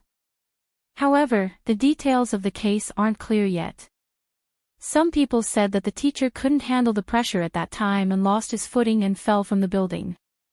When we were investigating, we did some reconstruction. It was indeed the second situation. He lost his footing and fell from the building. However, there's one thing that Z was definitely there at that time. Chin Mo listened and suddenly, his gaze froze. Are you sure this is Z's first network attack?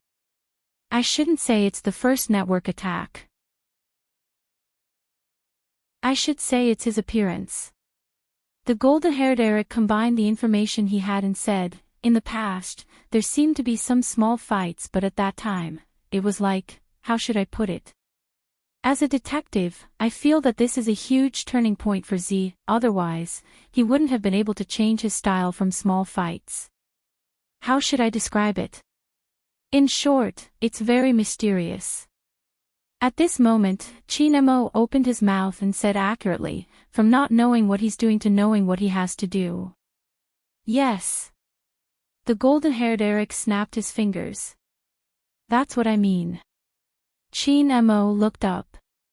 His voice was very calm. Then investigate.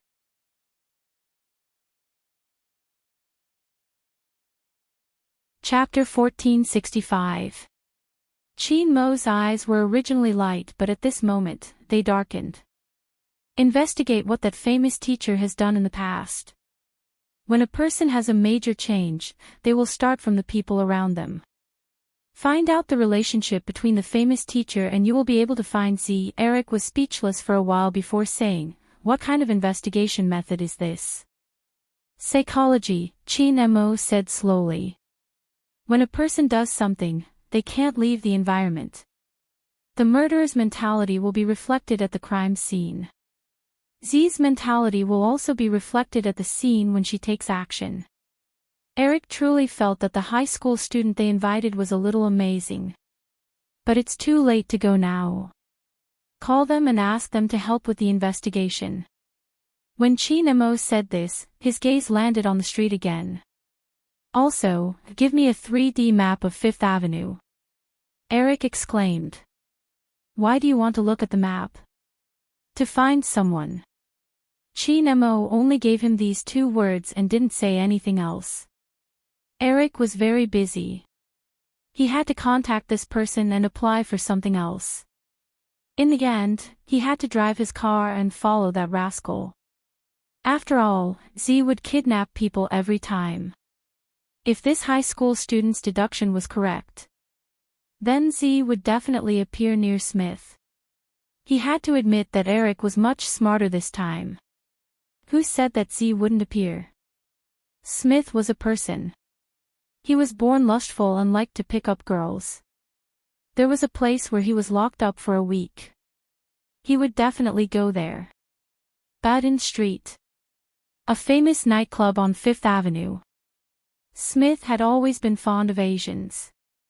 Here, it was easy to see Asian faces in the drunken lantern riddles. There were many young people. It was impossible for him not to go. Even if he wanted to wash away his bad luck, he would go for a drink and have a good time. Moreover, it was a festival today. It could be said that before night fell, the curtains to the celebration had already begun. Beside the nightclub was an opera house.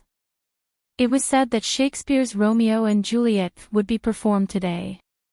However, the nightclub was in the style of a masquerade party. Hence, everyone was dressed in a different style. It was at a stand on the far right of the nightclub. A black-haired youngster wearing a jacket was shaking a cup with his fingers. His fingertips seemed to be emitting light. Not to mention the black light that was shining from his left ear. Sitting next to the youth was a red-haired female student. Her face was filled with surprise.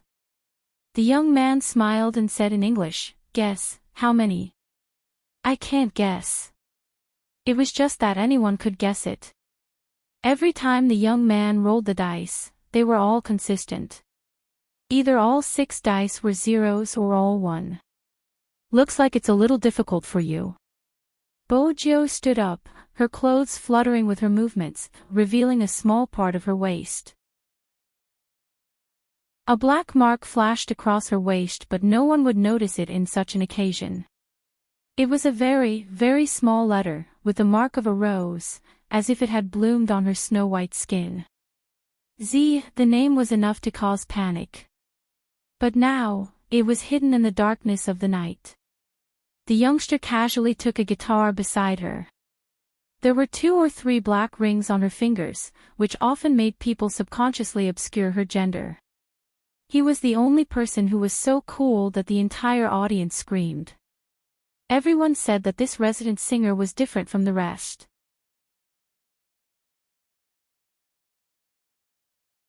Chapter 1466. There was a loud screech. It was the roar of an electric guitar. The youngster jumped onto the stage, smiling. Even though she was wearing a black feather mask, the tear mole at the corner of her eye was extremely domineering. The moment Bojo placed her fingers on the guitar, the venue was heated up. But other than this, it was the American police who were patrolling at the entrance. They weren't sure if it was a routine inspection or something else. Bojo, who was standing on the stage, saw it, but she wasn't affected at all. Her black leather jacket and the way she held the microphone looked very handsome. The song swept over. She was singing in Chinese. The bell sounded the signal to return home. In his life, there seemed to be a hint of sadness. The meaning of his black skin was a lifetime of dedication. In the struggle of his skin color, time turned possession into loss. His tired eyes were filled with hope, the rock version of glorious years. Music had no boundaries.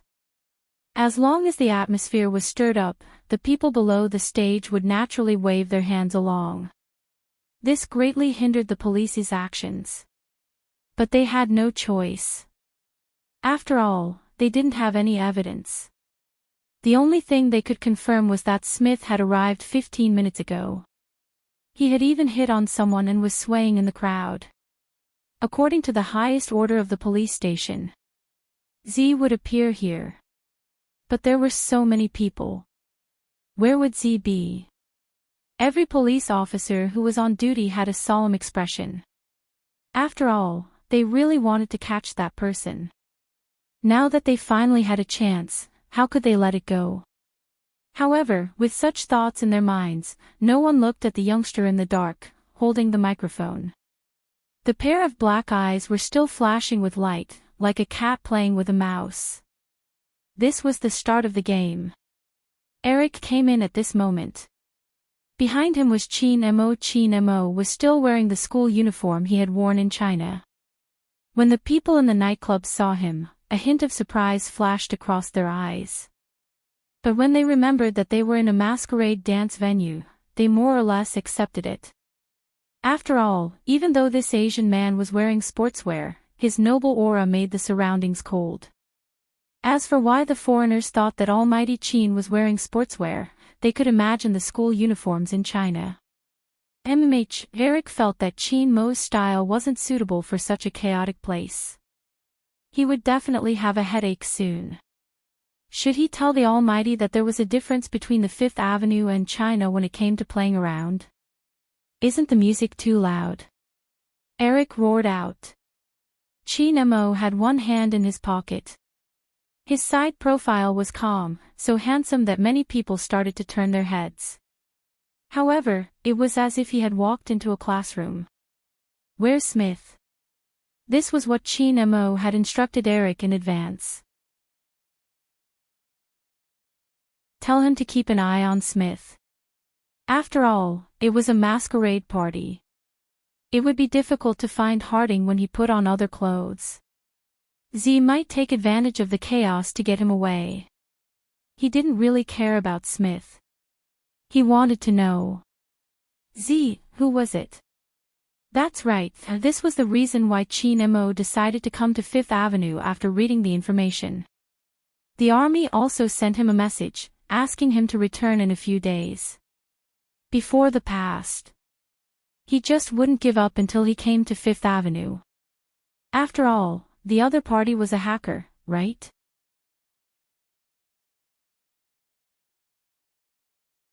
Chapter 1467. Eric looked at the Almighty's face and felt that he was thinking too much. No matter how loud the music was, the Almighty was still the Almighty. The Almighty was indeed the Almighty. His expression hadn't changed since he entered. At that time, Eric didn't know. There was a type of deduction genius in this world. When they were immersed in their own deductions, it was as though they had entered another world. From a psychological point of view, there were two situations that were the best for thinking. Either it was extremely quiet, or it was extremely noisy. In such an environment, it was better for the brain to function. Of course, the prerequisite for these situations was that one had to be an expert. In actual fact, the moment Chin Mo entered, he was immersed in his own thoughts. In front of everyone. People said that the highest state of solving a case was to imagine yourself as the criminal. If he was Z, what would he do?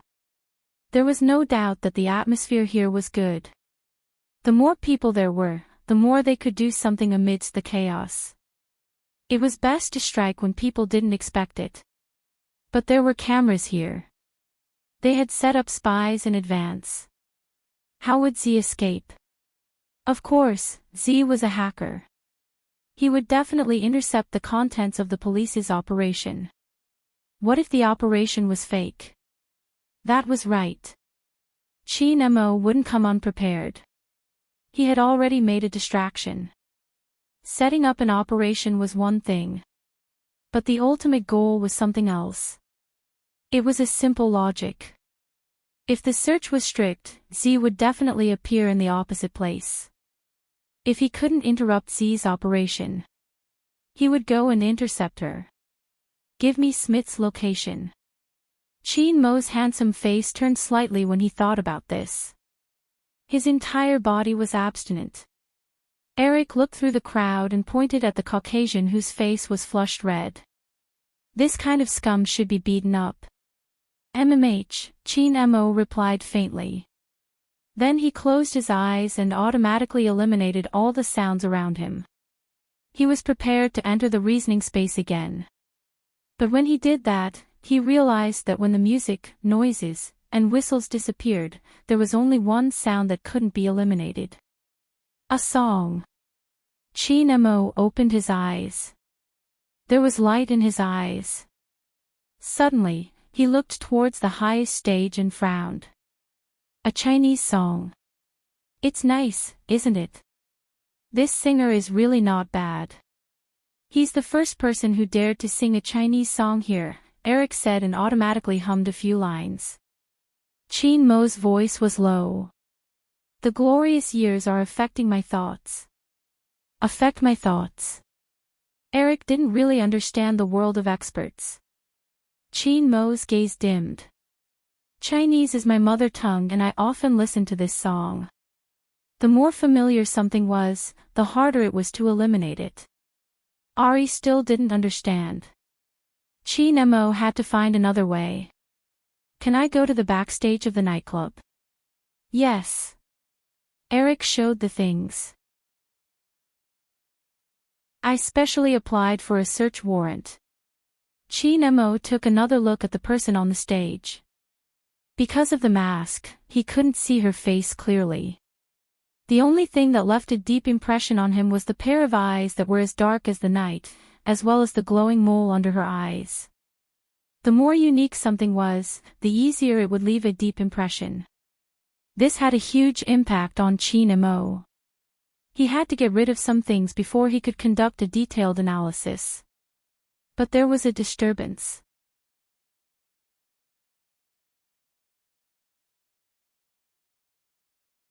Chapter 1468. Just as Chin Mo lowered his lids, he didn't notice that the young man singing on the stage was looking at him wantonly. No, it should be said that Bojio wasn't looking at him at first. She was looking at Eric, who was standing beside him.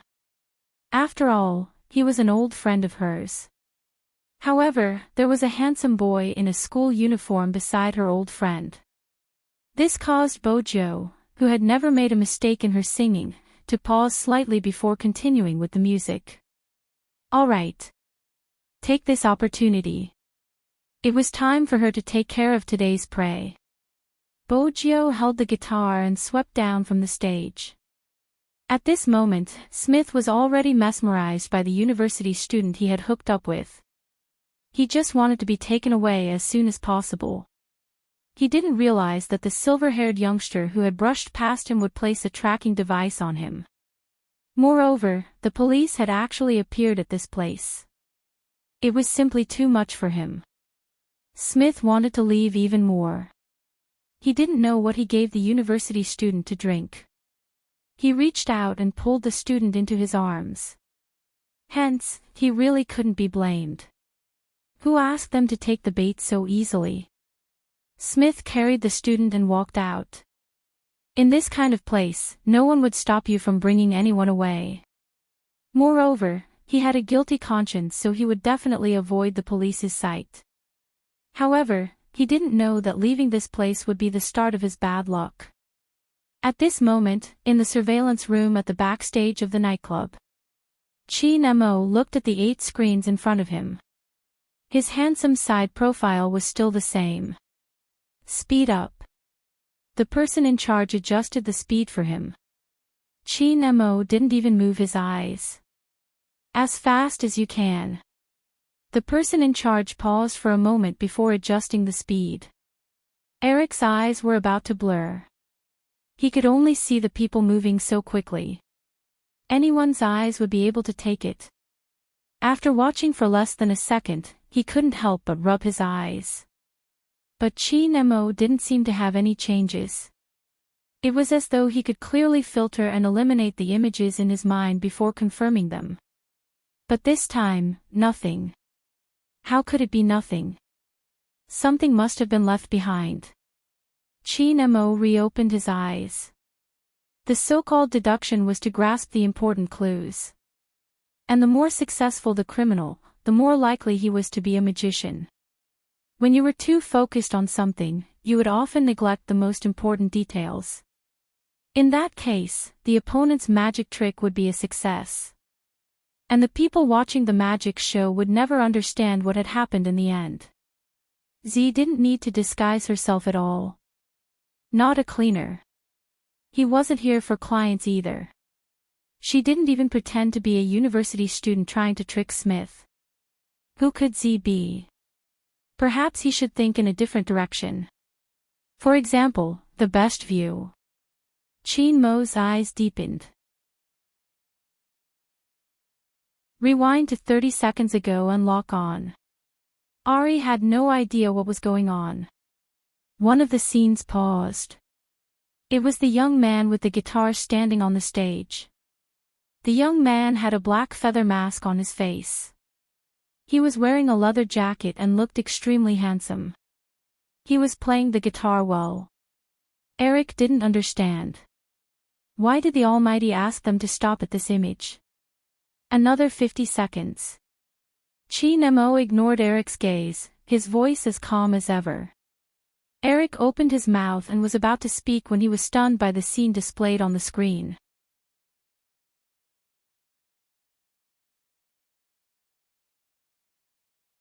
Chapter 1469. On the screen was the scene of Bojo's encounter with Smith. Ari had never connected the two of them together before. Was it just a bump? After all, the others had bumped into Smith as well. But the Almighty obviously didn't think so. This was because Ari could clearly see that after this scene appeared, the atmosphere in the room changed. The Almighty, who was wearing a high school uniform, had a faint glow in his eyes. This person is most likely Z. What? Eric couldn't accept it at all. His favorite resident singer was Z, who walked them around every day. That person didn't look like a hacker at all. Shouldn't a hacker be wearing a black hat and holding a laptop? Chin, could you have made a mistake? I think. Chin Mo tilted his head, his voice cold. Where is the best angle of view? On the stage. After all, Eric was a policeman. Although his brain wasn't that fast, he was still a policeman. Chin Mo's voice was flat. That's right, on the stage. Not only can he lock onto Smith's position on the stage, but he can also ensure that no one will notice anything amiss when he is hunting. A singer should be looking down from the stage. At the same time, he can clearly see the police's movements and position. If I were Z, I would definitely choose to stand on the stage. Eric opened his mouth again. But he isn't the only one standing on the stage. There are so many people, he fits the bill the best. Chin Mo seemed to be reminded of the pair of eyes he had seen just now. This time, he didn't rely on deduction but intuition. The scene paused again and that person bumped into Smith. That collision seemed casual, and it even seemed like there were too many people to avoid it. In fact, the subconscious inclination of a person's body would reflect their psychology. It wasn't that he couldn't avoid it in time, but there was an 80% chance that he had deliberately bumped into it. He turned to look at Eric and said, "Now, Smith's position." The person on the other side was stunned. Smith, he seems to have left the nightclub. When Eric heard this news, his expression changed abruptly. Then, he rushed out. Chin Mo didn't stop him. Instead, he looked at the youngster with the guitar again. Then, he walked in the opposite direction. Although the small details were a little unexpected. But the final development was still in his hands. Z would choose the best angle and route to take action. If that was the case, he would let the police, who cooperated with him this time, act as his compass. As long as you walk in the opposite direction of the police, he should meet that person soon. Chin Mo couldn't describe how he felt right now. His fingers were a little cold from the wind outside. However, he didn't feel the slightest bit of coldness. Instead, more emotions were brewing in his chest, emotions that he had never shared with anyone before. Or perhaps I shouldn't make such an association. After all, not every hacker could be her. But that Chinese song had changed Chin Mo's state of mind completely. On Fifth Avenue. He wasn't a local. Almost certainly. If it was a foreigner, he would never be able to sing that song. So, could it really be her?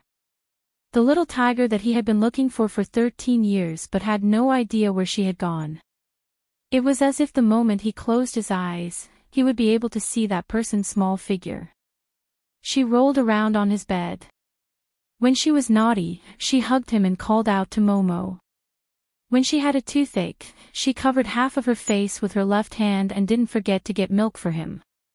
She seriously said that she would be obedient and held a small money pot, saying that she wanted to buy him every day. Sometimes, when he was asleep, when he was looking out of the window, that soft little paw would stick to the side of his face and say softly, "Momo, do you want to go back to China? Do you miss your mother? Then think about it carefully, I will accompany you." She acted like an idiot. She thought that he was a girl. She didn't know how to roll up her sleeves and play around with her little keyboard. But she was as warm as a small heater. But suddenly, the small heater was gone. Chi Nemo kept thinking. If he had been a little more mature, would the ending have been different? She liked to be naughty. He was raising a child, so it was okay to indulge her. Why did he quarrel with her at that time? The first year, after she disappeared. He was still angry. He was angry that she left just like that, not even telling him anything at all. Didn't she think that that person did something wrong and misunderstood that she went out to play with little William? She just needed to punish him a little. Even if they didn't meet for a month, 3 months, or half a year, it would be fine. Could it not be so long? She would probably never understand what he regretted. What fun things did she see? What delicious snacks did she eat? What friends did she make? Did she grow taller? She should still be as naughty. But he didn't know if there was anyone who would buy her sweets when she wanted to eat sweets. Now that she was so big, she should know how to roll up her sleeves. He couldn't fall every time he took a step. Chi Nemo paused in his footsteps, tilting his head as though he was smiling. If Ari saw this scene, she would definitely be shocked speechless. Almighty Chin actually knew how to smile. That genius actually knew how to smile. Chi Nemo indeed smiled. Even he didn't know why. Perhaps, whenever he thought of that person, his heart would naturally soften. There was a 90% possibility. Most importantly, the little tiger also had a tear mole under her eye. But it wasn't obvious at that time. When she grew up, she would probably be very beautiful. Achoo. Bojo sneezed lazily as the wind blew against her. Her small mistake on the stage just now was completely negligible. But she didn't know where her old friend found a high school student who was rather handsome. Bojo liked to look at people's faces. She didn't know when she had developed this habit.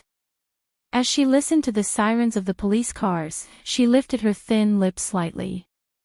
Her evil aura was overflowing. She held the knife in her hand and moved it lightly towards Smith's face, who was handcuffed to the electric pole. Ever since Smith came out, he had never expected to encounter such a situation. Now that he was afraid, he couldn't change his ferocity. Don't you want money? I can give it to you now. Let me go or you won't get anything in the end. She lowered her body. Do you think I'm a hooligan on the streets? Who told you that I want money? A scumbag like you should stay in prison and not go anywhere. I'll give you a chance now. Do you want to die or tie yourself up and be thrown at the entrance of the police station?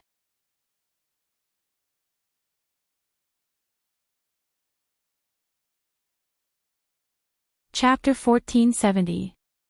Smith was still struggling. Who was so arrogant and dared to touch him? Don't you know who I am? How dare you say such harsh words? Bojo laughed. Smith, I started my business with oil. My company is doing well but my hands aren't clean. For example, when I was dealing with oil, I still had other businesses. When Smith heard the last sentence, his face turned pale and he narrowed his eyes. You asked me if I knew who you are. Bojo tilted her head. Now, it's my turn to ask you if you know who I am. Smith wasn't sure of her identity. That was why he didn't understand how this youngster knew about him. Remember this name. Bojo raised her hand and sprayed a letter on his chest. She said slowly, Z. When the letter was formed, Smith's eyes widened. Now, he trembled. There wasn't anyone in the entire Fifth Avenue who didn't know about Z. Anyone who was targeted by him wouldn't be able to escape. They would all be sent to prison. However, Smith didn't expect Z to be such a young man. At this moment, he was really afraid. After all, if Z was the one who made a move, he wouldn't even have the chance to hire a lawyer. That was because every time he found the most lethal evidence, it would be enough to send someone to prison for the rest of his life. No matter how sharp the lawyer was, it would be hard for him to speak up in the face of such evidence. Z, please, how did I offend you? Tell me and we can discuss it. Smith begged in a low voice. A thin layer of sweat appeared on his face. Look at me. I can give you the goods. We can split them equally. I can get them for you right now. Bojo laughed lightly. Smith, you don't seem to know how I do things. I'll take your goods, but you have to go in as well. Smith's eyes turned ruthless. Why do you have to be so ruthless? Z, we are both in the underworld. Aren't you afraid that you won't be able to protect yourself if you go too far? That's my problem. As for why I treat you this way. Bojo's eyes were cold. The girls you bullied, regardless of their nationality, you slept with them if you wanted to and sold them if you didn't want to. You even forced them to their deaths. You still haven't learned your lesson after going in. The words you said when you came out are enough for me to kill you. Smith had never expected this to be the reason. After all, Z was also a criminal, right? Why? On behalf of those people, sarcasm, this is really sarcasm. Smith sneered and tried to buy some time for himself to distract the other party. Z, don't you think you're very hypocritical? You're obviously doing bad things and your money doesn't come from a clean source. Why are you still standing up for others? Do you really think those people will treat you as a hero? If that's the case, there wouldn't be so many people who want to catch you in the citizen survey. Your existence makes them feel terrified. No matter what, you're still black. Don't tell me you don't understand this. At this moment, Bojo stood up.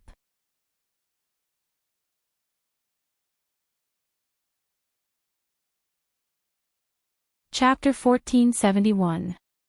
Smith was stunned by the sudden aura. He couldn't say a word. Bojo glanced at him.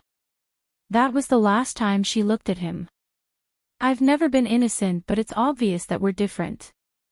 Swoosh. The black cloth fell. Bojo opened the Lamborghini's door. She adjusted the time sequence manually and patted the car window. Little Blackie, I'm counting on you. No problem, master. The stripes of the smart navigation system formed the same pattern as the sports car that suddenly accelerated. Smith didn't know where he was. It was dark everywhere. Bojo turned and stepped onto the motorcycle. She had to lure the police cars away. That was fast. Bojo chuckled lightly. She put on her helmet and rushed towards the most crowded place. The battle axe automatically hid in the darkness. As for herself, when she came out, she had already blended into the crowd on the road. The opera performance had already started. A huge pumpkin car appeared in the middle of the road. There was also a white horse wearing a helmet and a magician with a white pigeon on his hand. The festive atmosphere was very strong. It seemed to be welcoming an invisible celebration. Bojo had already shaken off the police. She still had a ticket in her hand. She looked just like an ordinary audience waiting to enter the venue. At such a time, shouldn't she let herself enjoy a perfect opera? However, just as she was about to walk forward, suddenly, the surroundings changed. More police cars rushed out. That wasn't all. Even her back was blocked. This had never happened before. When Bojo looked up, she could only see a slender figure not far from her. He was still wearing his school uniform. Because of the strong light, she couldn't see his face clearly. Her natural instinct told her that there was some danger. She didn't continue walking forward. She had been careless. She hadn't thought about the high school student beside her old friend Eric. Now, it seemed like he wasn't simple. She wanted to take the opportunity to break through from the right. Hence, her footsteps became casual. At the same time, she turned on the communication device on her left ear. The black earring glowed faintly. It was connected to the signal transmission point that she had long prepared. A guitar in a coffee shop. But now, it could no longer be considered a guitar. It was an invisible notebook. After opening it, it was impossible to tell what it used to look like. Sitting beside it was a young man wearing a pure white sweater. That's right, it was a teenager. The 19-year-old Hoshino, even when he smiled, carried the aura of a jade tree and orchid. He was holding a cup of coffee in his hand. When he saw the screen light up, he pressed his Bluetooth headset. At 9:00, there's a person in a school uniform.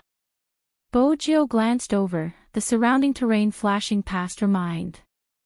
Help me stop him. Hoshino's eyes flashed. Understood. He strolled in the direction of the main road. There was a timer hidden in the sleeve of the sweater. When Bojo moved, she placed something on the clown's body. She looked up and saw the person in the school uniform walking over slowly. If they were smart enough to intercept her, they would definitely find her in the crowd. Therefore, she was not surprised that the figure was walking towards her.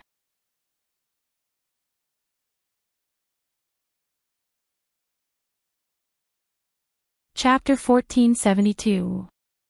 Hoshino. Bojo glanced over and knocked on her wrist.